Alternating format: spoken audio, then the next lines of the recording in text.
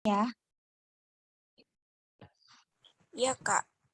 Oke, bentar. Aku share screen dulu.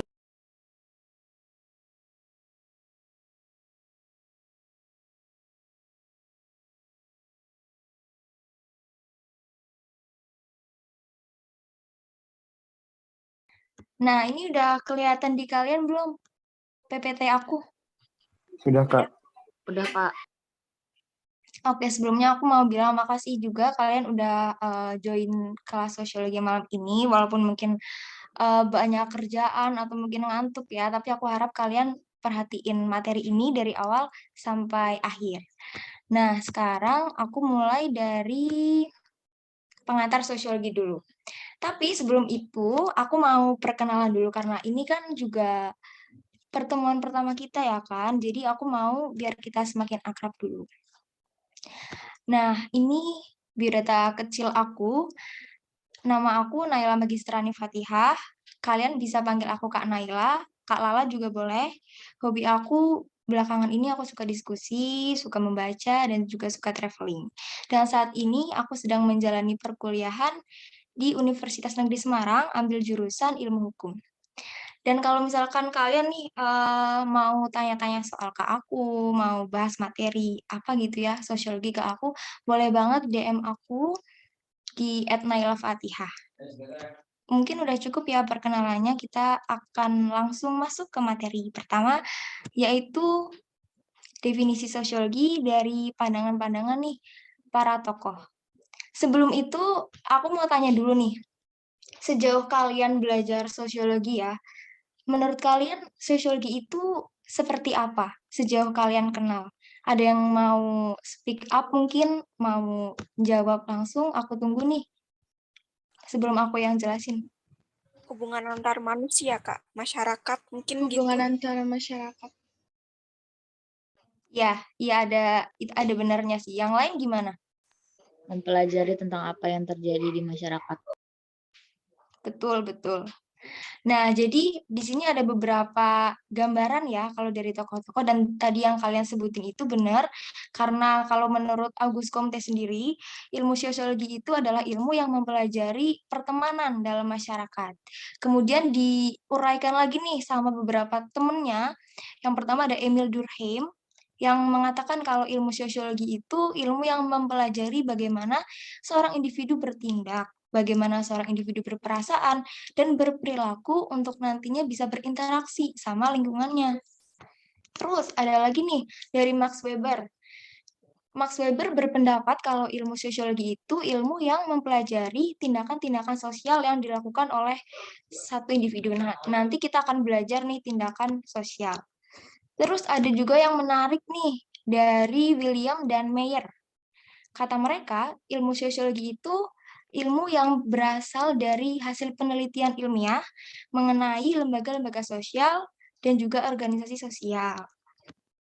Terus yang terakhir nih, sebenarnya masih ada banyak banget ya kalau kita bikin pengertian sendiri tuh, bahkan kalian bisa bikin pengertiannya sendiri, cuman di sini aku kasih beberapa yang emang bisa untuk apa ya, dipelajari gitu.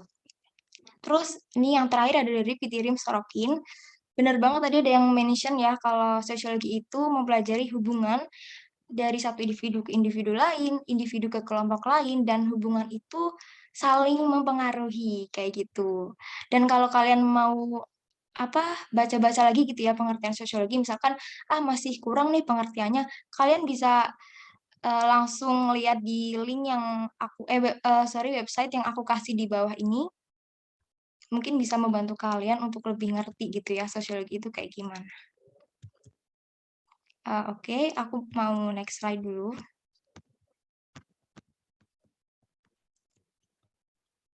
Nah ini. Oh iya, sebelumnya nanti kalau tiba-tiba PPT aku nge-freeze, tolong dibilangin aja ya, karena kadang jaringannya rada-rada gitu. Nah, kalau kalian belajar ilmu pengetahuan, itu kan pasti ada yang dituju. Kayak misal objeknya gitu. Mempelajari ilmu sosiologi itu yang dipelajari itu apanya sih gitu. Jadi kalau di sosiologi itu ada dua, yang pertama objek material dan objek formal. Objek material ini seperti objek yang mempengaruhi gejala sosial gitu loh. Kayak kita bisa ngelihat dan kita bisa ngerasain objek itu ada di sekeliling kita. Contohnya kalau yang pertama aspek fisik ya, ada kayak bangunan, handphone, mobil, motor. Kalau yang non fisik ada budaya, kesenian, kemudian pemikiran, gagasan, itu menjadi objek material dari ilmu sosiologi. Terus kalau objek formal nih, objek formal itu kita nggak cuma ngelihat, oh iya itu ada, tapi kita bisa berinteraksi, kita bisa ngerasain langsung, bisa terlibat gitu loh di dalamnya. Kayak tawar-menawar, kita di pasar melakukan interaksi dengan pedagang, atau kita nih kayak lagi berinteraksi kan dengan tutor, dengan guru gitu, atau berdialog dengan orang tua, itu merupakan objek formal dalam ilmu sosiologi. Sampai sini udah jelas ya teman-teman semuanya? Jelas, Kak. Oke, terima kasih. Terus lanjut ke ciri-ciri. Jadi, sosiologi juga punya ciri-ciri. Ada 4 yang harus kalian pelajari dan kalian pahami, tapi jangan dihafal ya, karena kalau dihafal biasanya cepet hilang. Jadi aku berharap kalian itu paham gitu loh. Ini maksudnya gimana? Jadi yang pertama ada empiris. Iya, sosiologi itu berdasar pada realita. Jadi apa yang ada di lapangan ya itu, nggak mengada-ngada nih, nggak ada drama gitu. Emang bener-bener yang ada di masyarakat pada saat itu. Misalkan di Jakarta ini kan macet ya. Ya, memang kondisinya seperti itu, macet karena mungkin banyak orang yang tidak percaya pada transportasi publik, lebih nyaman menggunakan transportasi pribadi gitu ya kan. Itu kan menggambarkan, oh ya sosiologi ini memang berdasarkan realita, kenyataannya tuh kayak gimana di masyarakat gitu. Nggak mengada-ngada lah intinya. Kalau kumulatif gimana? Nah, kalau kumulatif ini berarti dia berasal dari teori-teori. Misalkan sosiologi itu kan banyak banget ya teorinya teman-teman. Ada teori konflik, kemudian teori pengendalian sosial. Nah, itu sebelumnya teori ini tuh telah dicetuskan gitu loh oleh sosiolog, oleh para ilmuwan, disusun menjadi teori-teori, kemudian ada nih ilmuwan lain yang nambahin teori gitu. Nah, itu diakumulasikan, jadi ditambah-tambah, dikembangkan teori-teori, jadilah sebuah teori yang baru gitu. Dan perlu teman-teman ingat juga, kalau sosiologi itu bersifatnya dinamis. Jadi dia ini beda banget ya teman-teman, kayak kimia, fisika itu beda banget. Karena sosiologi ini mengikuti perkembangan, mengikuti apa yang ada di masyarakat, yaitu sosiologi. Nah, terus sosiologi juga bersifat teoritis. Berarti teoritis itu gini gampangannya. Dia tuh deket banget sama penelitian, deket banget sama ilmuwan, sama sosiolog. Jadi apa-apa yang dirumuskan oleh ilmuwan, dirumuskan oleh sosiolog, nah itu kemudian mereka itu membuat teori, yaitu namanya sosiologi yang bersifat teoritis. Jadi memang dasarnya itu ada pada sosiolog yang telah memberi pernyataan tegas mengenai teori ini gitu. Dan terakhir, sosiologi juga bersifat non-etis. Bukan berarti nggak bermoral ya, tapi sosiolog itu kalau melihat permasalahan, dia itu nggak tanya nih, misalkan tawuran. Tawuran kan kalau di mata kita itu kayak buruk gitu ya, kayak apaan sih tawuran gitu kan.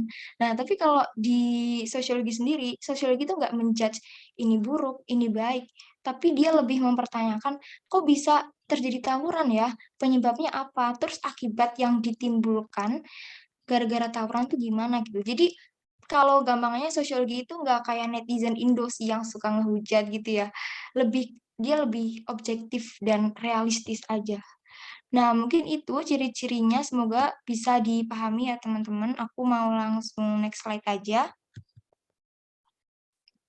Nah, ini ada kegunaan ilmu sosiologi. Jadi ada 4.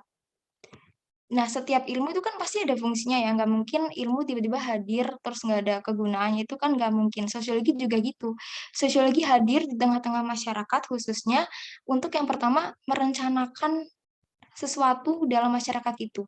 Misalkan ada di desa nih, di desa pengen ngadain program buat balita gitu, pencerdasan anak, katakanlah kayak gitu.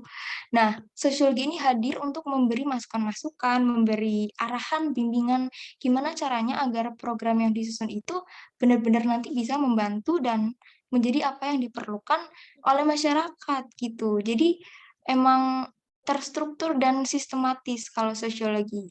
Terus sosiologi juga berfungsi untuk penelitian. Misal nih, di suatu SMA gitu ya, mau meneliti perilaku dari remaja-remaja yang ada di situ. Kan sebelum sebelum melakukan penelitian itu pasti kan dicari tuh data-datanya dulu remaja ini. Latar belakangnya gimana, pola interaksi dengan teman sebangkunya gimana, dan lain-lain. Itu mencari data-data untuk kemudian nanti diolah, itu juga kegunaan ilmu sosiologi sebagai penelitian. Kemudian sosiologi juga berfungsi sebagai pembangunan sosial.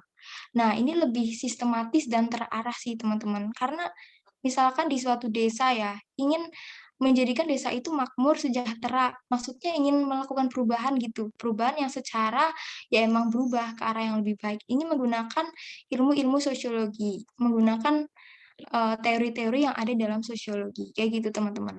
Kalau pemecahan masalah sosial, nah, ini yang lebih mudah untuk dipahami sih. Misalkan di suatu sekolah ada anak-anak yang nakal gitu ya. Kenakalan remajanya udah marak banget di situ. Kemudian sosiologi hadir nih, gimana caranya dengan ilmu-ilmu sosiologi yang ada, dengan teori-teori yang ada, sosiologi itu bisa memecahkan masalah itu. Gimana caranya biar nggak ada lagi kenakalan remaja di sekolah itu? Gimana caranya biar anak-anak itu tidak melakukan perilaku yang menyimpang gitu. Sampai sini bisa dipahami ya teman-teman, atau ada yang mau ditanyakan dulu? Paham. Kalau nggak ada, belum ada ya? Oke, aku lanjut dulu berarti. Nah, ini nih ada latihan soal biar lebih menantang aja ya, biar lebih challenging. Gimana kalau kalian ngerjain dulu? Aku kasih waktu, kalian ngerjain dulu. Nanti kalau udah dikerjain, kalian langsung jawab aja di kolom chat. Gitu ya teman-teman, nanti kita akan bahas bareng-bareng. Aku kasih waktu 2 menit, kira-kira cukup kan? Buat jawab soalnya. Cukup lah ya. Jadi teman-teman bisa baca-baca dulu, terus nanti dikerjain. Dan nanti kita bahas bareng-bareng. Oke ya teman-teman? Atau mau ada yang, enggak kak dibahas aja, aku masih belum ngerti, atau gimana? Ngerjain dulu aja, Kak. Mau coba Oke, dulu. oke.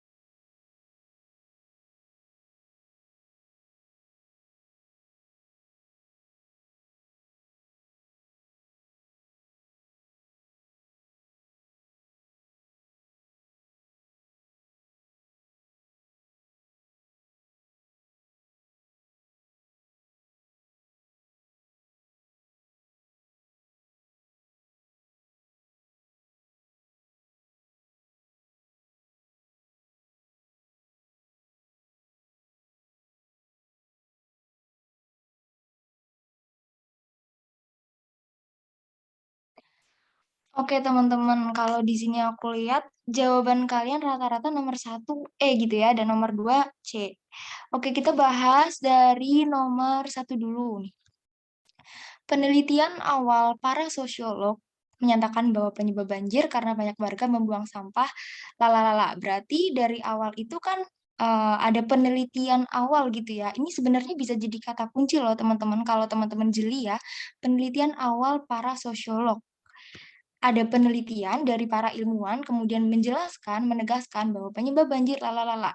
Nah, terus ada di statement lagi nih, dalam penelitian terbaru. Nah, itu juga bisa jadi data buat soal ini nih. Jadi kita udah punya 2 data ya kalau kalau gimana ya, kalau kita ngerjain soal itu biasanya kalau cara aku sendiri, aku cari nih kata keyword yang kira-kira kata kunci atau keyword yang kira-kira itu make sense sama option-nya. Nah, jadi kalau kalian perhatiin tadi kan ada penelitian awal para sosiolog ya. Kemudian di sini ada juga kalimat penelitian terbaru. Nah, jadi iya, ada 2 data nih, kita udah punya 2 data. Kalau tadi yang aku bilang sifat, ciri-ciri ilmu sosiologi itu yang teoritis itu yang apa, yang penelitian kan, terus dia deket-deket sama ilmuwan-ilmuwan, sama sama ya pokoknya bersifat ilmiah gitu. Jadi kita bisa kerucutin nih jawabannya. Yang kalian pilih yang ada teoritisnya. Jadi kira-kira kita bisa buang yang mana nih? Kalau teoritis yang A dipertahankan ya, terus yang E juga dipertahankan dan yang D. Berarti yang B dan C kita bisa sisihkan dulu. Terus ada lagi nggak nih? Kira-kira udah ya, kayaknya hint-nya cuma tadi penelitian awal oleh sosiolog dan penelitian terbaru. Jadi di sini ada 2 penelitian ya. Nah, kalau yang A tadi kan ada option kumulatif. Kumulatif itu apa tadi? Jadi dia merupakan perkembangan dari teori-teori sebelumnya. Jadi ada pandangan baru dari ilmuwan baru atau dari temuan baru nih. Nah, sebenarnya dari sini udah kelihatan banget ya teman-teman kalau yang nomor 1 itu jawabannya A. Kalau ada yang masih bingung, tanya, "Kenapa nggak yang empiris, Kak?" Nah, karena di sini kita konteksnya adalah dihadapkan langsung oleh keyword penelitian awal para sosiolog dan ada penelitian selanjutnya, jadi kalian bisa langsung mengerucutkan nih, oh jawabannya itu yang pasti teoritis dan kumulatif. Karena ya tadi ada penelitian awal dan penelitian selanjutnya.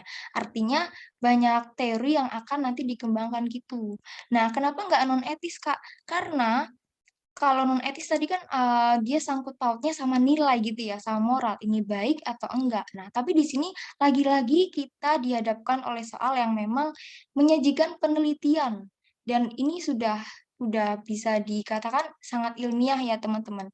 Jadi kalau misalkan, udah disajikan kayak gitu, teman-teman nggak usah bingung, oh berarti ini maksudnya pasti teoritis, apalagi ditambah penelitian terbaru. Nah, berarti dia itu kumulatif. Oh ini ada yang tanya nih, penelitian awal sama yang baru itu bukan termasuk pembaruan ya, Kak? Bukan, jadi gini loh, kan ada penelitian awal nih, terus ada penelitian terbaru itu tuh bisa diakumulasikan. Nah, makanya namanya kumulatif. Ketika diakumulasikan, nanti para ilmuwan ini sebenarnya mencari kesimpulannya gitu loh. Bisa, jadi gimana ya? Mereka tuh mencari kira-kira kalau udah ditambahkan nih penelitian ini sama penelitian ini, mereka cari kesimpulan, kemudian ya itu jawabannya gitu. Jadi kalau misalkan penelitian itu merupakan pembaruan, sebenarnya bisa jadi, cuman lebih tepatnya itu adalah penelitian awal yang kemudian nanti dikembangkan gitu. Ya oke, udah paham ya. Ini ada yang tanya lagi, empiris itu artinya apa ya, Kak? Aku lupa. Oke, jadi aku jelasin lagi ya. Kalau empiris itu berarti sosiologi itu ya tidak mengada-ngada gitu, no drama. Jadi dia itu sesuai apa yang ada di realita. Tapi jangan salah paham dulu, empiris ini beda sama yang tadi teoritis. Kalau teoritis itu pasti ada penelitian awal, ilmuwan terbaru gitu kan. Misalkan temuan dari sosiolog ini. Nah, itu pasti teoritis. Tapi kalau empiris, dia nggak ada kaitannya tuh sama penelitian, kemudian sama penemuan-penemuan, enggak. Jadi empiris ya emang menggambarkan kondisi yang real, tapi tidak ada sangkut pautnya sama penelitian dari sosiolog. Nah, jadi itu semoga bisa ngerti ya teman-teman. Nanti kalau misalkan masih bingung bisa tanya aku lagi. Dan aku mau lanjut ke nomor 2 tadi. Aku lihat sih kalian jawabannya jawabannya C ya, kebanyakan ya. Ya, itu benar. Karena di sini udah ada keywordnya, kalian udah ngerti lah ya, pasti ada masalah, terus gimana caranya menjawab keresahan masyarakat, terus sosiologi ini untuk mencari solusi. Nah, itu pasti pemecahan masalah sosial. Jadi, sosiologi hadir untuk gimana caranya masalah itu selesai gitu. Kalau kenapa nggak pembangunan? Ya, ini konteksnya beda ya. Kalau pembangunan itu pasti ada tujuannya nih, sesuatu yang terstruktur. Biasanya pembangunan itu ada 3 tahapan nih, teman-teman. Tahap perencanaan, tahap pelaksanaan, dan tahap evaluasi. Kayak kalian bikin program kerja, itu sama aja. Kalau penelitian, ya nggak ada hubungannya. Kecuali emang kita mau meneliti kondisi sosial di desa ini gitu ya. Kita kan butuh data. Tapi di soal ini, itu nggak mention tentang itu. Jadi cuma mention gimana caranya sosiologi ini menjawab keresahan masyarakat dan jawabannya adalah C. Aku pikir udah pada ngerti lah ya, udah pintar-pintar semuanya insya Allah. Yang ini udah bisa aku lanjut ya ke selanjutnya.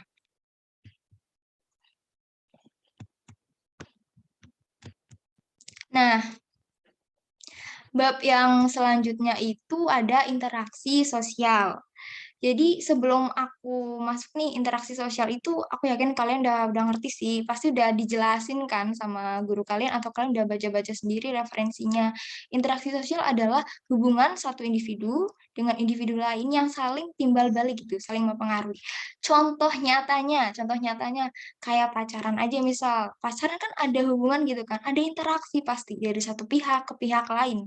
Dan itu ya memang mempengaruhi, ada timbal balik. Nah, kecuali nih kalau memang ya apa ya, misalkan ada nih kasus bertepuk sebelah tangan gitu ya kan. Itu kan cuma dari satu pihak doang ya, teman-teman. Jadi namanya bukan interaksi tuh. Ya, kalau pacaran itu memang iya sih interaksi karena ada dua pihak yang melakukan hubungan sosial. Nah, gambaran konkretnya kayak gitu sih biar bisa dipahami. Nah, kalau kalian ngelakuin interaksi, pasti ada syarat-syaratnya dong biar interaksi itu bisa terjalin gitu. Yang pertama ada kontak. Kalau ada kontak pasti ada komunikasi. Kalau nggak ada kontak gimana mau ada komunikasi gitu kan ya. Kontak itu maksudnya misal kita ketemu nih terus kita eye kontak. Kita physical touch itu juga kontak. Kontak sosial itu ada dua, primer dan sekunder. Kalau primer ya kita ketemu langsung, kita ngobrol gitu. Kalau sekunder itu juga ada dua, sekunder yang langsung dan sekunder tidak langsung. Kalau sekunder langsung nih, misalkan kita gini lagi lewat aplikasi Zoom, kita ketemu, aku lihat wajah kalian, aku dengar suara kalian, itu sekunder langsung. Kalau tak langsung, misalkan kalian titip salam nih untuk siapa gitu. Nah, kalian nggak lihat orang yang mau kalian titipin salam. Nah, memang tidak ada interaksi secara langsung, berarti itu kontak sosial sekunder tak langsung. Nah, terus di setiap interaksi pasti ada unsur-unsurnya dong. Ada komunikator, yaitu orang yang mengkomunikasi. Kayak gini nih, kita lagi interaksi sosial kan, aku berkomunikasi sama kalian, dan kemudian kalian menjadi komunikan. Komunikan adalah orang yang menerima pesan, menerima komunikasi dari aku. Terus tentu ada pesan, dan media ya kayak kita gini, medianya lewat Zoom. Efek adalah respon atau reaksi yang timbul setelah kita melakukan interaksi. Apakah jadi senang atau malah jadi sedih gitu ya. Terus interaksi juga ada tahapan-tahapannya nih. Tahapan yang pertama itu encoding. Jadi encoding itu berarti gini, sebelum kalian misalkan kalian mau ngobrol gitu ya, kan diisi kepala kalian udah ada apa yang mau kalian obrolin gitu kan. Nah, itu namanya encoding sebelum kalian keluar suara gitu. Nah, kalau penyampaian ya kayak aku gini, aku sedang menyampaikan materi sosiologi kepada kalian, namanya penyampaian. Terus yang ketiga ada decoding. Decoding itu kalian berarti menerima pesan dari aku. Itu ya teman-teman, aku lanjut nih. Tindakan sosial, ini seru sih. Jadi di sini ada 4. Tindakan sosial instrumental, terus ini berorientasi nilai, afektif, dan tindakan tradisional. Nah, tindakan sosial instrumental. Kalau dari namanya kira-kira kalian udah bisa nebak belum? Instrumental. Instrumental itu berarti menggunakan cara dan sudah terstruktur atau sistematis. Jadi tujuannya juga jelas. Contoh konkretnya apa, Kak? Oke, kalian belajar. Kalian belajar sosiologi, kemudian cara-caranya jelas, kalian ikut les, kalian lewat YouTube belajarnya. Tujuan yang kalian inginkan juga ada. Kalian pengen UTBK dapat nilai sosiologi terbaik gitu ya, misalkan amin. Terus kalian bisa lolos PTN. Nah, itu merupakan tindakan yang kalian lakukan itu namanya tindakan instrumental. Jadi cara-cara yang kalian tempuh untuk menuju tujuan kalian itu jelas. Sampai sini bisa dipahami ya teman-teman? Terus tindakan rasional yang berorientasi nilai. Tindakan rasional yang berorientasi nilai ini beda sama instrumental. Karena kalau nilai itu biasanya melihat apa yang ada di masyarakat. Nilai-nilai kesopanan sih biasanya. Dan nggak terlalu mikirin tujuannya atau goals-nya itu apa. Jadi teman-teman bedakan tujuan sama manfaat. Mungkin emang mirip banget ya, tapi sebenarnya beda. Kalau manfaat pada dasarnya itu pada umumnya dia itu apa ya, misalkan kalian melakukan tindakan sosial gitu, tindakan apapun. Nah, manfaat yang kalian inginkan ya itu bisa berguna bagi orang lain gitu. Misalkan nih aku contohin yang tindakan rasional berorientasi nilai. Manfaatnya misalkan kalian lagi di antrian gitu ya, lagi di antrian panjang gitu. Ada nenek-nenek tua bawa banyak barang belanjaan. Nah, kalian tuh lihat gitu, ih, oh iya ya, kayaknya aku bisa nih ngalah gitu biar nenek itu duluan karena kan capek gitu kan kalau berdiri dan aku juga masih mampu sih tenaganya buat ngantri. Nah, kalian mempersilahkan nenek itu. Berarti kalian telah melakukan tindakan rasional berorientasi nilai karena manfaat yang ingin kalian dapatkan itu ya untuk nenek itu. Manfaatnya biar nenek itu kan duluan gitu antrinya, biar nggak capek gitu. Jadi manfaat itu bahasa gampangnya lebih mementingkan orang lain. Biasanya seperti itu, teman-teman. Kalau tujuan, itu biasanya fokus pada keinginan aja. Kayak tadi belajar, ya kita pengen lolos PTN dong, kita pengen pintar. Tapi kalau manfaat itu apa yang kalian hasilkan ketika kalian melakukan suatu tindakan itu. Gitu. Nah, terus lanjut ke tindakan afektif.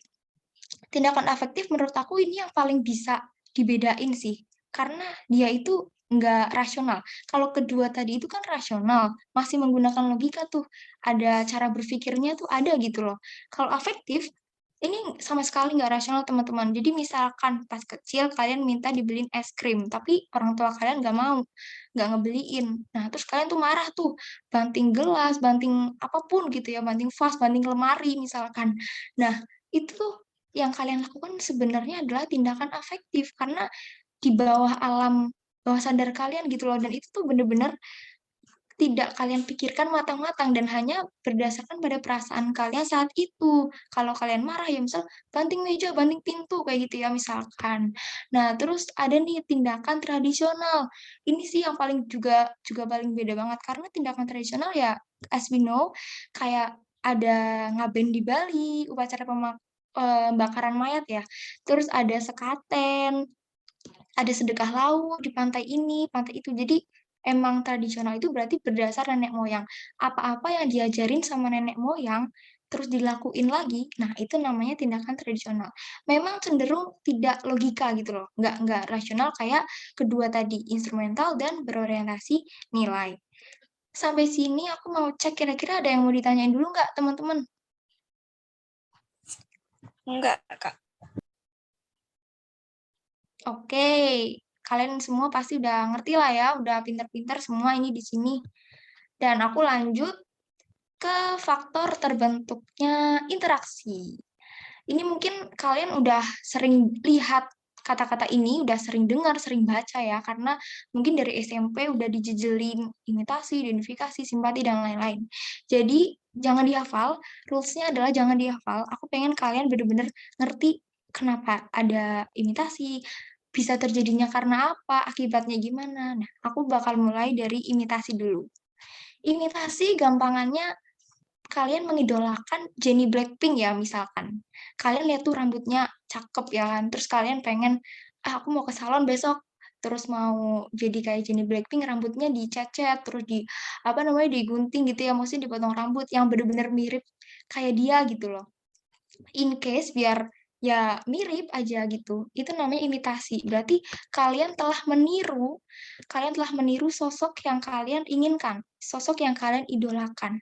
Biasanya imitasi ini pada beberapa bagian aja nih, kayak misal kalian suka sama rambutnya tadi Jennie Blackpink ya, kalian akan meniru, atau kalian suka sama cara gimana dia nge-rap gitu kan, atau cara gimana dia nyanyi, kalian akan menirukan.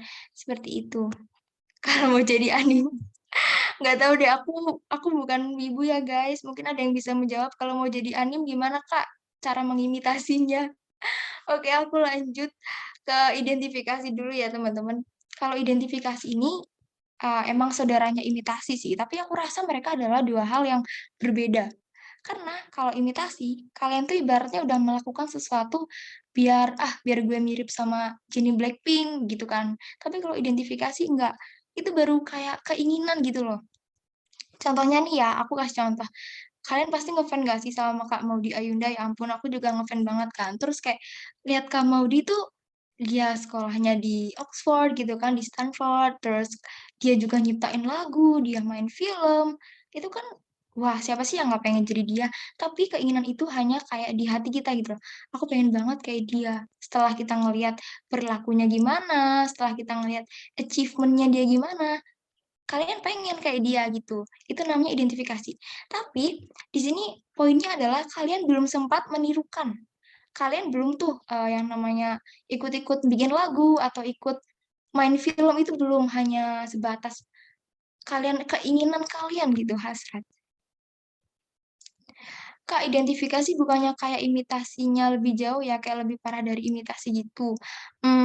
Jadi gini, kalau imitasi itu kan lebih kayak, mungkin ya, imitasi itu kan meniru. Kalau menurut aku gini, imitasi itu kita meniru seseorang, meniru idola kita misalkan. Tapi itu sudah melakukan action. Nah, sudah melakukan action. Bedanya kalau identifikasi, kalau aku baca referensi ya dari internet, dari buku, identifikasi itu kita baru kayak menganalisa gitu. Kita baru menganalisis nih orang, cara berpidato, cara dia interaksi, cara dia ngomong, public speaking, kok keren ya gitu. Jadi belum sempat kalian meniru, karena kalau sudah meniru namanya imitasi teman-teman, bukan ya, imitasi itu bisa dikatakan jiplak. Betul, betul. Ciplak. Jadi nggak pernah bisa mirip. Nah, mungkin itu ya, Tiana, bisa dipahami kira-kira kalau imitasi itu udah actionnya, kalau identifikasi kita baru nih menganalize nih orang, cara berperilakunya kok gue ngefans ya gitu. Cara dia berpidato kok gue kagum. Nah, baru seperti itu dan kita ingin seperti dia. Nah, kita akan lanjut ke simpati. Ciplak bukan ke identifikasi ya Kak, yang mirip banget sampai oplas gitu. Bukan, bukan. Jadi jiplak tuh lebih kepada dia biasanya kelihatan secara physically aja sih Tiana. Kayak misal kamu suka cara gimana mau di Ayunda itu, kamu mau di public speaking. Nah, kamu tuh niruin. Tapi nggak bisa sampai mirip gitu dong, karena ya setiap orang kan diciptakan berbeda-beda gitu kan, unik. Nggak mungkin niru ini bisa jadi dia, nggak mungkin. Pasti ada perbedaannya. Tapi kalau identifikasi tadi ya itu, benar-benar cuma keinginan kita lah, ibaratnya baru sampai di tenggorokan nih keinginan kita untuk jadi orang lain itu. Ya, imitasi bisa dibilang kayak bikin barang KW gitu. Jadi kita menjiplak itu, tapi originalnya ya tetap doi gitu kan. Kita nggak akan mungkin pernah bisa sama kayak dia. Oke, semoga bisa dipahami ya teman-teman. Aku lanjut ke simpati. Nah, simpati ini kadang suka dikaitin sama empati, padahal beda. Simpati ini ibaratnya aku kasih contoh konkret ya, misalkan teman kalian sakit, kalian ucapin GWS ya bro gitu kan, misalkan GWS bestie gitu, tanpa kalian menjenguk, tanpa kalian ngasih at least kayak boba kayak atau apa gitu kan biar sembuh, itu kalian gak ngelakuin itu, kalian cuma kayak GWS ya GWS pakai HP. Nah itu Cuma kayak gitu doang. Terus kalian juga ngerasa, aduh sedih banget ya dia sakit gitu, nggak bisa sekolah. Itu namanya simpati. Jadi apa ya, tidak mendalam gitu loh simpati. Oke, aku harap kalian udah bisa paham lah ya simpati itu kayak gimana. Kalau empati, nah tadi kalau simpati nggak jenguk, empatinya ini menjenguk. Menjenguk kayak ngasih buah-buahan, terus ngasih makanan favorit dia gitu kan. Itu namanya udah another level of peduli sih menurutku.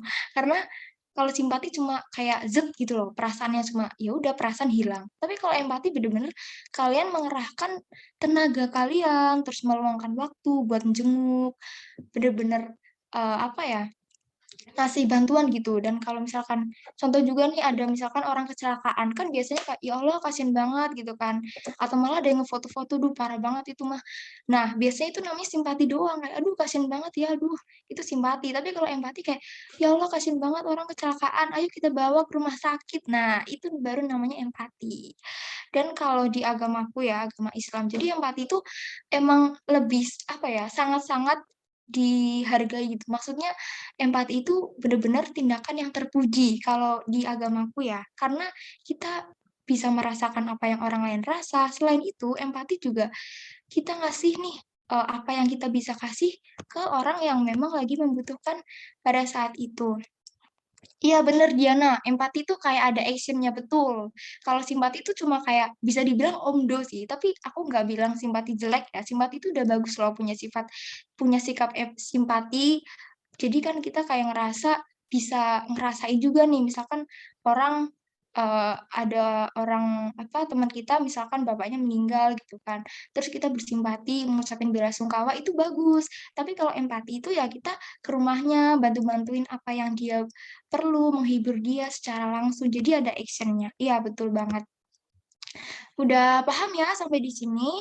Aku bakal lanjut ke motivasi. Nah, melanjut dari contoh Kak Maudi tadi.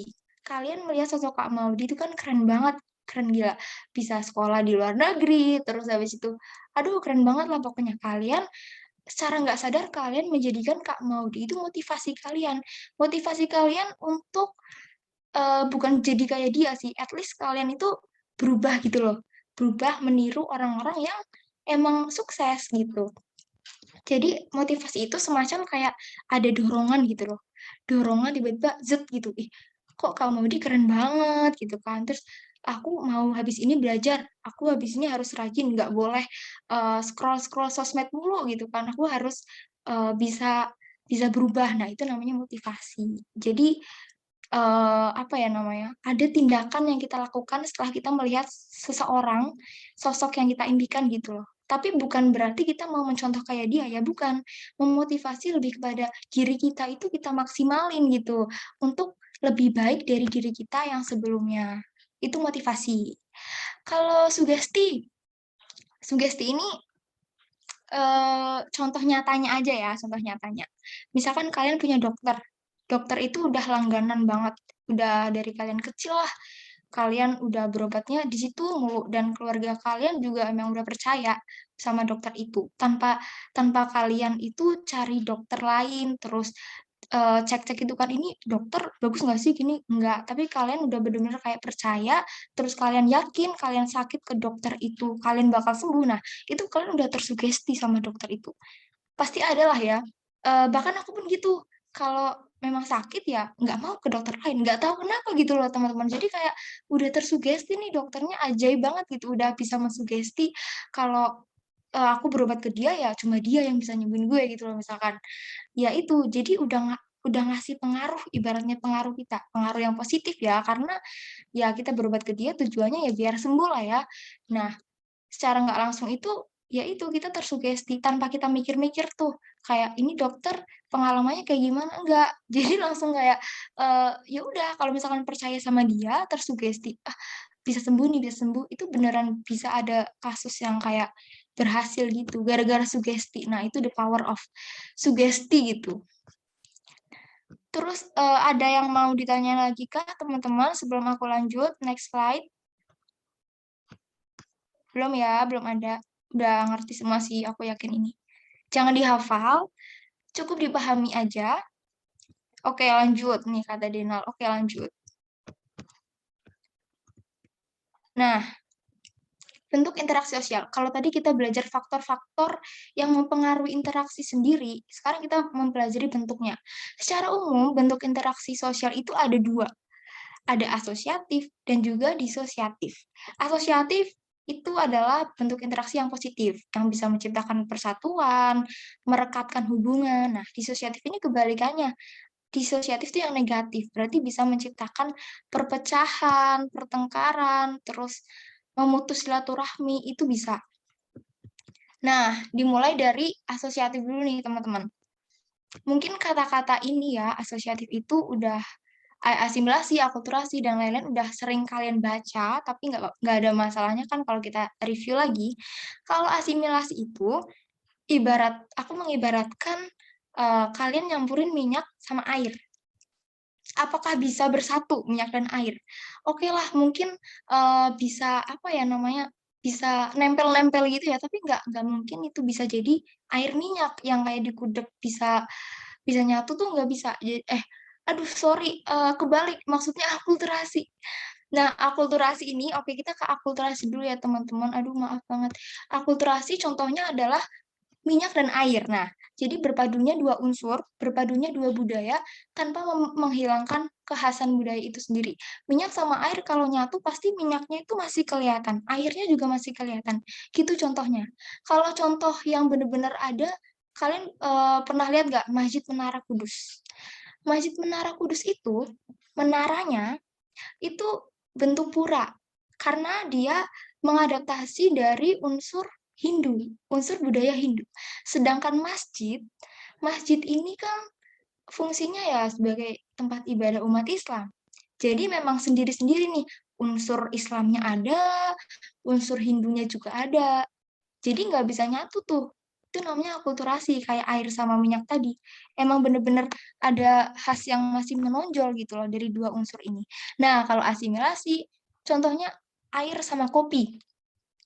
Pertama ada dua unsur yang berbeda, kemudian dipersatukan, dicampur, dipadu, itu kan menghasilkan zat yang baru gitu ya teman-teman, menghasilkan unsur yang baru, yang mungkin mungkin aja udah nggak kelihatan nih airnya yang mana, kopinya yang mana gitu kan, udah nggak kelihatan. Nah contohnya, kalian tahu musik dangdut kan? Musik dangdut itu sebenarnya dia berasal dari dua dua budaya musik, kayak dari musik musik apa itu India sama musik dari Melayu. Nah, tuh pas dicampur ya, kalian kan tahu dangdut itu karakteristiknya oh kayak gini, ada liuk-liuknya. Nah, itu tuh sebenarnya berasal dari dua kebudayaan, tapi karena dicampur menghasilkan dangdut itulah udah nggak kelihatan nih yang Melayu mana, yang India mana, kayak gitu ya, teman-teman. Terus kalau akomodasi, nah akomodasi ini usaha-usaha yang dilakukan untuk meredam ketegangan, untuk meredam masalah. Jadi ada konflik nih, ada ketegangan gitu. Nah, akomodasi hadir untuk gimana caranya bisa menyelesaikannya. Sebenarnya ini adalah materi pengendalian sosial. So, aku nggak mau bahas di sini dulu ya teman-teman, karena nanti bakal panjang banget. Jadi aku bakal lanjut ke kerjasama. Nanti kita bakal ketemu di materi pengendalian sosial khusus bahas koersi, kompromi, dan teman-temannya. Nah, kalau kerjasama ya kalian udah tahu lah ya. Kalian kerjasama untuk apa sih? Untuk bisa mencapai tujuannya. Tapi bukan kerjasama main otak ya teman-teman. Kerjasamanya itu untuk hal yang positif gitu. Kayak misalkan koalisi. Koalisi itu biasanya dua partai politik atau tiga partai politik mereka bercampur, maksudnya mereka gabung gitu, join untuk bisa mendukung calon presiden gitu. Nah, itu namanya koalisi. Jadi ada beberapa organisasi atau bahkan partai-partai yang bergabung, ya tujuannya satu, gimana caranya memenangkan calon presiden itu. Terus joint venture. Nah, kalau joint venture ini biasanya ditemukan di perusahaan. Misalkan suatu perusahaan A bergabung dengan perusahaan B. Terus mereka kerjasama nih, mereka ada proyek-proyek kerjasama. Nah, perusahaan A itu nggak bisa tanpa B, perusahaan B juga nggak bisa tanpa A. Makanya mereka menjalin kerjasama. Gitu juga dengan gotong royong. Nah, gotong royong yang sering kalian lihat ya di society, yang di masyarakat kalian. Terus ada lagi bargaining atau tawar-menawar. Tawar-menawar ya kayak misal kalian sekolah bawa bekal nasi doang. Terus teman kalian bawa bekal, ada yang bawa lauk, ada yang mie gitu kan, nugget. Nah, kalian kerjasama tuh, minta dong gitu kan lauknya, minta dong nasinya. Nah, itu kan untuk saling melengkapi. Tujuan kerjasama yaitu untuk saling bisa melengkapi, untuk bisa mencapai tujuan sendiri, tujuan masing-masing kita tuh bisa tercapai gitu loh. Nah, kalau kooptasi itu penerimaan unsur-unsur baru. Jadi, aku pernah baca juga nih, pemerintah kita itu menyetujui adanya hukum Islam yang diterapkan di Nangro Aceh.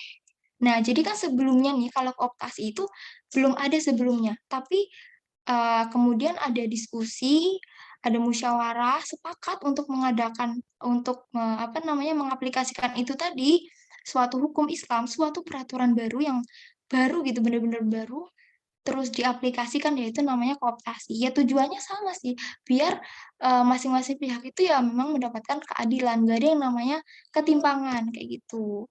Sampai sini udah jelas ya teman-teman? Ya, Oh, Kak. oke, aku ulang. Iya, kalau koalisi itu, misalnya ada partai politik nih. Biasanya kalau untuk memenangkan suatu calon gitu ya, itu pasti kan ada partai politik yang bergabung jadi satu. ABC bergabung. Nah, tujuan mereka sama. Tujuan mereka ya untuk gimana caranya memenangkan calon presiden itu. Jadi, koalisi adalah bergabungnya, bercampurnya beberapa pihak-pihak itu untuk mencapai tujuan yang satu tentunya. Namanya juga kerjasama ya kan, pasti ada tujuan yang dibangun. Oke, Hanum mungkin udah jelas ya, tadi koalisi itu seperti itu kurang lebih. Aku bakal lanjut. Nah, kalau yang ini disosiatif nih, ada tiga macam disosiatif. Itu yang negatif ya teman-teman, jangan sampai kebalik nih. Anggap aja disosiatif itu diskualifikasi. Diskualifikasi itu kan sesuatu yang negatif ya. Jadi kalian ingat aja tuh kalau disosiatif, oh berarti negatif. Yang pertama ada persaingan. Persaingan ini biasanya itu secara sehat sih. Kalau yang kayak kita lihat nih, misalkan persaingan MasterChef gitu kan, mereka kan bersaing secara kompetitif gitu. Nggak ada tuh yang namanya musuh-musuhan yang sangat mendalam itu kan enggak, tapi memang benar-benar ada persaingan yang secara sehat. Perjuangan mereka untuk bisa menang gitu kan. Kan masing-masing individu kalau bersaing pasti ada tujuannya, biar aku menang, kemudian biar dapat piala dan lain-lain. Nah, itu mereka perjuangkan itu ya secara kompetitif, nggak pakai fisik, kekerasan fisik atau nggak pakai ancaman-ancaman itu. Basically persaingan adalah ya bentuk disosiatif tapi yang sehat gitu loh, ibaratnya secara damai. Nah, kalau kontravensi itu perasaan nggak suka seseorang ke orang lain tapi disembunyikan. Tapi ini bahaya banget sih menurut aku. Misalkan ada si A itu nggak suka sama si B. Dia tuh pendem itu. Nah, jadi kontravensi bentuknya adalah nggak mengkoar-koar. Aku nggak suka loh sama kamu, kamu gini. Enggak. Tapi memang ada yang tertutup gitu. Cuma beberapa pihak doang yang tahu. Tapi seremnya kalau misalkan pihak A ini menghasut pihak lain untuk, itu anaknya gini-gini, aku nggak suka deh sama dia gitu kan misalnya. Nah, jangan sampai deh. Itu soalnya bisa menyebabkan yang namanya konflik. Nah, jadi dari kontravensi yang tadi bersifat tertutup banget ya dari hati gitu ibaratnya. Kalau semakin diteruskan, itu bisa menyebabkan yang namanya konflik. Tapi kontravensi ini ya kayak muka dua, aduh udah berpengalaman banget kah ini muka dua, itu serem banget sih, kalian harus hati-hati pokoknya deh. Ya Allah, fake friend itu bisa loh teman-teman, kayak dia nggak suka kan, berawal dari nggak suka terus bisa jadi konflik, pertengkaran, ada yang kayak gitu juga, adalah pokoknya berawal dari nggak suka itu, terus ini gini-gini, pokoknya dia menghasut, dia jadi provokator, jadilah konflik. Nah, konflik ini biasanya pakai kekerasan. Ini lebih serem daripada kontravensi dan persaingan. Karena tujuan mereka jelas. Karena nggak suka sama seorang ini, mereka pengen ngehancurin, mereka pengen ngejatuhin, dan pengen mengalahkan. Ya tujuannya ya biar mereka puas, apalagi sih ya namanya juga orang-orang yang tertutup lah hati nuraninya gitu loh. Jadi mereka mikir cuma buat kepentingan pribadi, buat senang-senang, buat dia nangis gitu kan misalkan. Konflik yang paling apa ya, mungkin konflik-konflik dalam pertemanan itu sih biasanya yang kayak sampai pukul-pukulan, maksudnya sampai kayak menyerang-nyerang, itu yang marak banget. Terus juga ada konflik sosial, contohnya konflik sosial suku-suku, ada suku Sampit ya, Madura sama suku Dayak kalau nggak salah. Nah, itu juga sama sih, berawal dari adanya perbedaan, terus nggak mau toleransi satu sama lain, gitu. Jadi, apa ya, nggak ada ya rasa saling menghargai gitu, jadi makanya timbul konflik. Ini juga materi ada sendiri nanti, konflik dan integrasi sosial, kalian bisa lebih dalam pelajarin nanti di pertemuan selanjutnya. Oke, nggak ada pertanyaan ya, jadi udah jelas. Aku harap kalian udah ngerti lah ya ini. Sangat relate di kehidupan kita sih. Sosiologi itu bener-bener deket banget sama kita. Oke, lanjut. Nah, ini nih seru. Di sini ada 4 soal, aku kasih 4 soal.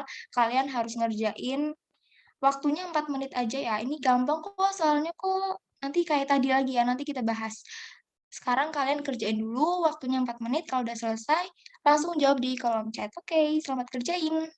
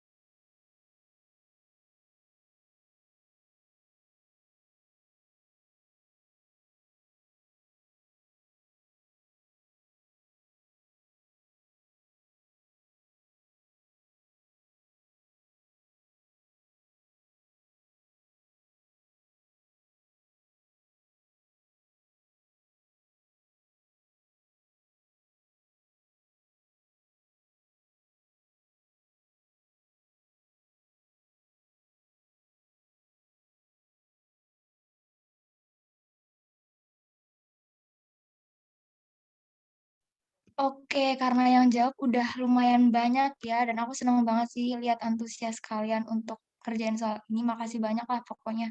Dipertahanin terus semangatnya. Oke, kita bahas nomor 1. Saat di transportasi umum, ada seorang nenek tua yang membawa banyak barang belanjaan terlihat sedang berdiri karena tidak kebagian tempat duduk. Melihat hal itu, Eka menawarkan tempat duduknya pada nenek tersebut. Nah, kita bahas dari opsi A dulu deh, tindakan sosial instrumental. Nah, kalau dilihat-lihat, apakah Ika sebelumnya sudah merencanakan sesuatu di rumah? Nanti kalau ada nenek-nenek, aku mau kasih Kan enggak kan? Kita nggak bahas itu. Dan tujuan Ika untuk menawarkan tempat duduk, apakah Ika ingin terlihat sebagai sosok yang baik? Nah, itu enggak kan? Karena yang kayak aku tekanin tadi teman-teman, kalau tujuan itu biasanya untuk apa ya, keinginan pribadi gitu, keinginannya si Ika itu ngasih tempat duduk ke nenek-nenek itu biar apa? Itu kan nggak ada kan, Ika cuma melakukan itu ya karena dia melihat langsung gitu. Oh, ada nenek tua, nggak dapat tempat duduk, sedangkan dia dapat tempat duduk. Nah, jadi juga bersumber dari nilai-nilai nih. Kalau kita diajarin, mungkin kita juga diajarin dari kecil ya, kalian juga kalau ada nenek tua, ada ibu hamil gitu, anak kecil, balita di bis gitu kan, dipersilakan untuk duduk duluan. Nah, itu memang nilai-nilai kesantunan. Nah, jadi sebenarnya udah kelihatan banget ya teman-teman, tadi aku juga udah lihat jawaban kalian B, jadi benar jawabannya yang B, tindakan rasional berorientasi nilai. Karena tindakan ini merupakan tindakan rasional loh teman-teman, dan dia kan Ika kan, memikirkan juga secara logika, "Oh ada nenek tua, masa dia masih sehat terus ngebiarin nenek tua itu berdiri?" Itu kan bisa dipikir secara logika gitu. Jadi yang nomor satu jawabannya B, berorientasi nilai karena manfaat. Dia ngasih bangkunya ke nenek itu manfaatnya biar apa? Ya biar nenek itu duduk, biar dia mendapatkan kenyamanan dengan tidak berdiri. Nah udah jelas ya aku rasa nomor satu B udah benar, terus yang nomor 2 di sini ada beberapa contoh bentuk, beberapa faktor yang mempengaruhi interaksi sosial. Dan kita bahas dari pernyataan pertama deh. Haifa sangat mengidolakan Maudy Ayunda. Nah, sepanjang hari ia memikirkan bagaimana caranya agar ia menjadi seperti Maudy Ayunda. Nah, ini kalau kita flashback lagi ke yang tadi aku bahas, itu tuh lebih kepada interaksi, maksudnya identifikasi, astagfirullah, sorry, identifikasi. Jadi si Haifa ini, dia menganalisis, Maudy Ayunda terus dilihat-lihat, "Kok aku ngefan ya sama Kak Maudy, keren banget," gitu kan, mengidolakan. Belum sampai dia melakukan action, baru menganalisis sosok Maudy Ayunda. Jadi yang pernyataan satu adalah identifikasi. Pernyataan kedua, nah, Angel mengucapkan selamat ulang tahun kepada pacarnya menggunakan stiker dan emoji yang romantis melalui aplikasi chat. Nah, ini kasusnya sama kayak tadi teman kalian sakit, kalian ngucapin GWS itu ya, itu berarti termasuk simpati. Kenapa? Kenapa simpati? Karena Angel itu nggak ada perbuatan lain ya, maksudnya, ya dia senang pacarnya ulang tahun, ngucapin selamat ulang tahun. Tapi hanya sebatas mengucapkan saja, itu bukan merupakan empati teman-teman. Empati lebih jauh daripada itu. Empati itu ketika, oh dia tahu pacarnya ulang tahun ya seenggaknya surprise-in lah, terus ngasih, apa, kado gitu ya kan. Kalau hanya mengucapkan saja, itu adalah bentuk simpati teman-teman. Jadi, ibaratnya simpati tuh masih jauh lah, masih jauh. Peduli oke, simpati bisa dibilang bentuk kepedulian kita oke, tapi kalau pengorbanan itu belum bisa dikatakan simpati, belum bisa dikatakan empati. Jadi memang empati levelnya berbeda ya teman-teman. Jadi emang ini tricky banget soalnya, tapi aku harap kalian paham bahwa perbedaan simpati dan empati adalah keduanya itu terletak pada action. Action yang lebih perjuangan, maksudnya pengorbanan gitu loh. Jadi, oke ya, udah ngerti kan maksudnya kayak gimana? Terus yang nomor 3, pernyataan ketiga, maksudnya Vika memberi semangat pada adiknya yang sedang mengikuti pertandingan bulu tangkis. Nah, ini juga sebenarnya sama sih, kayak simpati. Kayak yang tadi pernyataan nomor 2, dia ngasih semangat. Ya semangat gitu. Tapi tidak melakukan perbuatan yang mendalam gitu, tidak melakukan action yang mendalam. Kayak misalkan kalau lihat adiknya bulu tangkis nanti habis itu dikasih, hadiah atau gimana, tapi kan dia sebatas kayak memberi semangat gitu kan. Memberi semangat itu kan pada dasarnya semua orang bisa melakukan itu. Jadi ini tidak mendalam, tidak sedalam empati. Jadi bisa dikatakan ini hanyalah bisa simpati juga nih, dan juga bisa memberi ya itu simpati namanya. Viko berarti telah melakukan tindak simpati kepada adiknya. Nah, yang nomor 4 nih, Rehan melakukan penggalangan dana untuk korban bencana alam beserta teman-temannya di daerah tempat tinggalnya. Nah, telah melakukan penggalangan dana itu merupakan suatu hal yang besar loh teman-teman. Dia melakukan itu, dia meluangkan waktu, dia keringetan gitu kan, misalkan ke kayak jalan raya, terus itu benar-benar bentuk empati yang telah Rehan lakukan. Jadi nomor 4 itu jelas, nomor 4 itu jawabannya ya teman-teman, jadi pernyataan keempat itu betul, empati, karena tadi alasannya ya karena dia telah mengeluarkan sesuatu yang memang lebih dari simpati. Kalau memang dia simpati ya dia nggak bakal ngelakuin penggalangan dana dong. Dia cuma kayak, ya Allah kasihan banget ya gitu. Cuma kayak ngucapin stay safe itu namanya simpati. Tapi kalau empati ya itu dia bener-bener effortnya ada. Dia ngelakuin penggalangan dana nggak tanggung-tanggung untuk korban bencana alam. Jadi yang nomor 2 jawabannya D atau 4 saja ya teman-teman. Terus yang nomor 3. Nah, ini aku lihat dari bentuk-bentuk bentuk pola soal UTBK itu ada yang sebab akibat, tapi biasanya jarang keluar sih. Cuman nggak apa-apa ya, kita coba dulu. Ada alasan dan juga ada akibatnya gitu loh. Konflik merupakan proses sosial antara dua individu atau kelompok di mana salah satu pihak berusaha untuk menyingkirkan pihak lain, biasanya dilakukan dengan ancaman dan kekerasan. Nah, ini kayak yang tadi aku udah jelasin ya sebelumnya, memang ini adalah pengertian atau definisi dari konflik. Berarti kita bisa centang dulu nih yang pernyataan pertama ya, kita bisa centang dulu nih, berarti pernyataan pertama benar. Nah, sebabnya kenapa? Alasannya kenapa? Alasan atau pernyataan yang kedua, salah satu konflik yang pernah terjadi di Indonesia adalah konflik sosial suku Sampit. Nah, itu kira-kira benar nggak teman-teman? Betul ya? Tadi yang udah aku mention juga, konflik sosial suku Sampit merupakan salah satu konflik yang udah pernah terjadi di Indonesia. Tapi kalau misalkan kita hubungin, apakah kalimat itu nyambung? Apakah pernyataan dengan alasan itu nyambung? Kan enggak. Konflik merupakan lalalala. Karena salah satu konflik yang pernah terjadi, itu kan tidak nyambung ya teman-teman. Jadi jawaban yang benar adalah yang pernyataannya benar. Alasannya juga benar, tetapi keduanya tidak ada hubungan karena keduanya merupakan hal yang berbeda. Yang satu jelasin definisi, yang satu jelasin contohnya. Jadi beda. Yang nomor 3 jadi yang benar jawabannya yang B ya teman-teman, 3B. Karena tadi konflik merupakan proses sosial itu betul. Karena dia berusaha untuk menyingkirkan pihak lain ya, disosiatif. Dan biasanya dilakukan dengan ancaman. Itu betul. 3. Yang pernyataan benar, alasannya juga benar. Salah satu konflik yang pernah terjadi adalah ini. Konflik sosial Sampit. Tapi mereka nggak ada hubungannya nih teman-teman. Jadi yang jawaban nomor 3 adalah B. Bisa dipahami ya teman-teman. Terus lanjut nih yang nomor 4.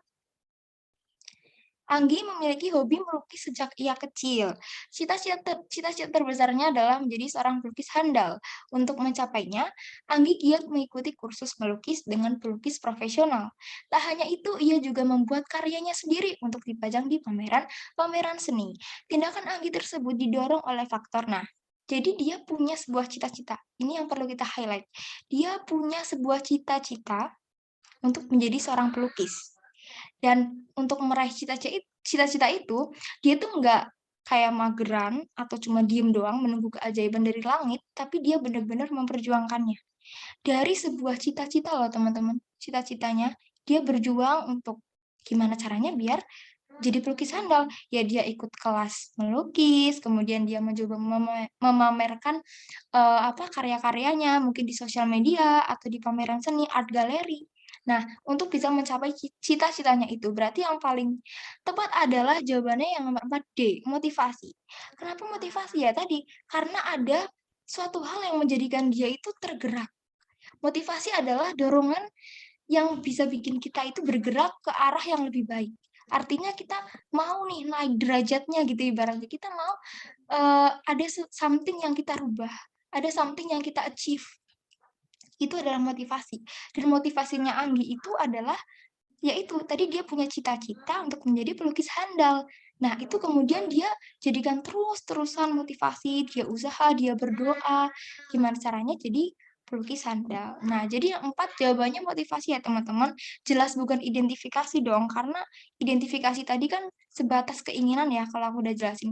Sebatas hasrat lah. Oh, misalkan dia ngelihat seorang pelukis gitu, pengen jadi dia nge-analisis gini. Tapi tidak melakukan action, itu berarti dia bukan dong, maksudnya ya bukan identifikasi. Nah, itu namanya identifikasi bukan motivasi gitu. Kalau imitasi ya, ini kan tadi udah dijelasin juga, imitasi itu kan seperti proses peniruan gitu kan. Penjiplakan, tadi ada yang bilang juga betul penjiplakan. Tapi kalau yang Anggi lakukan adalah ada suatu hal termotivasi. Contoh aja nih kalian melihat kakak kelas kalian kuliah di PTN ternama. Kalian melihat itu sebagai sebuah motivasi. Atau kalian cuma ngeliat doang nih. Tapi aku harap sih sebagai motivasi ya. Motivasi terus kalian ada effortnya. Ya belajar, ikut les, terus nggak main HP terus gitu kan. Itu adalah motivasi. Tindakan yang dipengaruhi oleh motivasi. Nah, mungkin kayak gitu ya teman-teman. Semoga udah jelas atau ada yang mau ditanyain, ada yang masih mengganjal nggak nih dari soal-soal di sini? Kayaknya udah clear ya. Kalaupun masih ada yang mau ditanyain, bebas banget buat tanya ke aku lewat WhatsApp atau ke DM juga boleh banget untuk tanya soal-soal. Nah, ini adalah soal yang terakhir di malam ini. Oh ya, Kak, aku mau tanya. Iya, boleh tanya apa? Langsung tanya aja. Tapi identifikasi. Iya, boleh tanya aja langsung biar jelas. Iya, jawabannya yang nomor 4 tadi D ya, Adis, yang motivasi. 4D, oke. Mau tanya apa, Diska?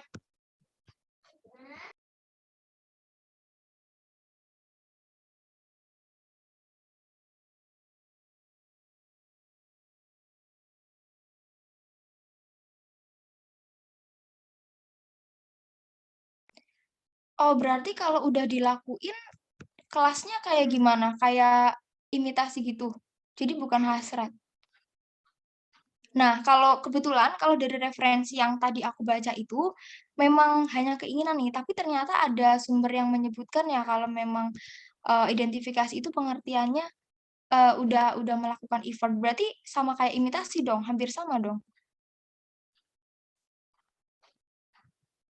Jadi bukan hasrah doang. Oh, oke teman-teman. Jadi ini ada pandangan lain ya. Aku juga maaf kalau misalkan salah menjelaskan dan ini kita akan koreksi bareng-bareng juga. Kalau dari teman-teman yang lain gimana nih? Kalau dari Diska kan tadi imitasi tapi lebih dalam. Berarti kan ada proses peniruan dulu ya gitu ya Diska. Terus kemudian setelah meniru nih, tapi benar-benar udah pengen menjadi seseorang itu.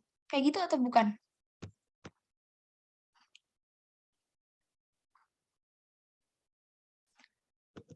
Oke, berarti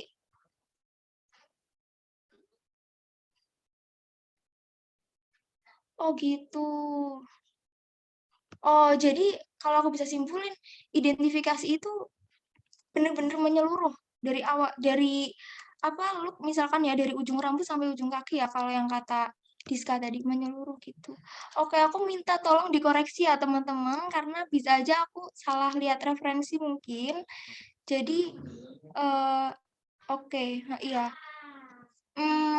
Iya, berarti berarti ini dikoreksi aja, berarti identifikasi itu adalah proses peniruan seseorang tapi menyeluruh dan lebih mendalam dan nggak hanya satu bagian ya. Kalau imitasi tadi aku kan ngejelasinnya cuma rambut doang gitu ya Jennie Blackpink. Tapi kalau identifikasi dia suka sama Jennie, dia ngefans sama Jennie, kemudian dia niru cara nge-rapnya, dia meniru cara dia dance atau nyanyi, dia melakukan semua yang dilakukan oleh Jennie Blackpink, itu namanya identifikasi. Iya betul ya Nesla ya. Ya, semoga jelas. Aku minta maaf banget karena mungkin kurang literasi juga nih. Aku juga makasih buat Diska, Nesla semua yang udah bantu aku untuk koreksiin. Terus tadi aku ada lihat tanya Ahmad Fauzi nih Kak, aku mau tanya. Iya, tanya apa? Mumpung belum aku close nih. Atau yang lain ada yang kayak kok bukan kayak gini ya penjelasannya beda atau gimana disampaikan aja di sini kita kelarin bareng-bareng kita bener-bener udah clear biar nggak ada yang menggantung kalian nanti jadi plong gitu pikirannya gitu ya oke Eh, ini udah selesai juga sih sebentar jangan live dulu nah terima kasih buat semua teman-teman yang udah hadir di kelas aku malam ini. Aku seneng banget ketemu sama kalian. Walaupun aku nggak ngeliat muka kalian, tapi aku dengar suara kalian, aku lihat typing kalian, itu udah such a great things menurut aku. Dan ini ada 2 QR code yang sebelah kiri ini untuk kalian kasih kritikan, saran, masukan gimana biar sang pemenang ini mungkin lebih baik lagi ke depannya. Di scan aja atau kalian bisa klik, maksudnya search bit.ly/Sekreto pemenang, dan juga yang di sebelah kanan ini ada QR code juga, yaitu kalau kalian pengen donasi atau kalian pengen ngasih beberapa rezeki dari kalian gitu lah ya untuk sang pemenang ini bisa juga, atau ke bit.ly/Saweria pemenang untuk bisa mengapresiasi kakak-kakak dari sang pemenang. Nah, mungkin itu ya teman-teman. Pokoknya aku mau ngucapin banyak-banyak makasih sih sama kalian. Semoga sukses juga. Semoga kita bisa ketemu lagi nanti dan ini aku stop share dulu.